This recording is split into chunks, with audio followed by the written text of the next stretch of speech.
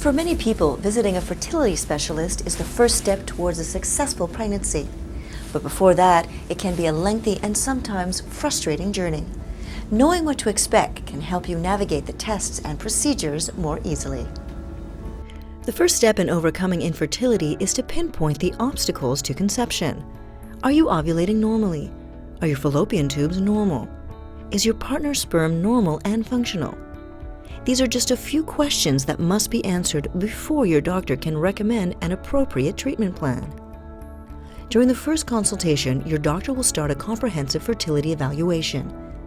Both you and your partner should attend this initial visit, as you will discuss your medical and fertility history, your concerns, and your goals. At this time, it will be useful to bring along all information regarding previous fertility treatments. Once these steps are completed, you will likely move on to a complete evaluation of your and your partner's reproductive systems. The female workup should start with an initial intake that includes a physical examination and a transvaginal ultrasound, which gives us a picture of your pelvic anatomy.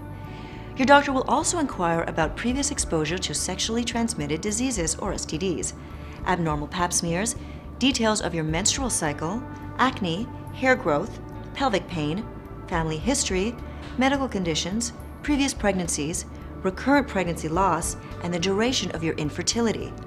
In Canada, it is also routine to test for communicable viruses, such as hepatitis B and C, HIV, and sexually transmitted diseases. If your doctor doesn't find an obstacle to fertility through the initial exam, they might suggest further tests.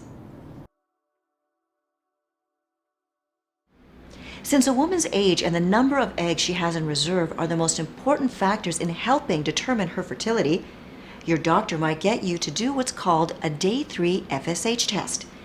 FSH is the hormone that stimulates the growth of the follicles that house developing eggs. An FSH blood test can give you a good indication of ovarian reserve and function. Your doctor can find out if you're ovulating by doing an ultrasound mid-cycle or by testing your blood progesterone level at the end of your cycle. Your doctor will order some blood work to test the numerous hormones that play a key role in fertility. If any of these hormones are abnormal, your doctor will discuss treatment. Next, your doctor might test your tubal patency to check that your fallopian tubes are open and unobstructed. An HSG X-ray or hysterosalpingogram is done in the first part of your cycle. This involves putting radiographic dye in your uterus and watching its course through your fallopian tubes. If the X-ray finds any abnormalities, your doctor may take a closer look with a hysteroscope, a tiny telescope. A sonohystogram is an ultrasound procedure your doctor might use, in which your uterine cavity is inflated with warm saline to allow your doctor to get a clearer picture of your uterus.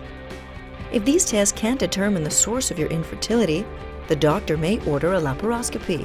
A tiny incision is made in the abdominal wall, and this allows your doctor to examine your ovaries, uterus, and the fallopian tubes directly and try to correct certain problems.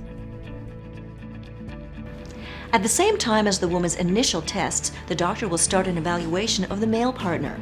This begins with a semen analysis to check sperm count, motility, and the functioning of the sperm. For men with no sperm in their semen, sperm can be harvested for the use with IVF without major surgery in sperm extraction processes known as testicular sperm extraction or TESE, percutaneous sperm aspiration or PISA, and microepididymal sperm aspiration or MISA. If no sperm is available, your doctor may discuss the possibility of using donor sperm.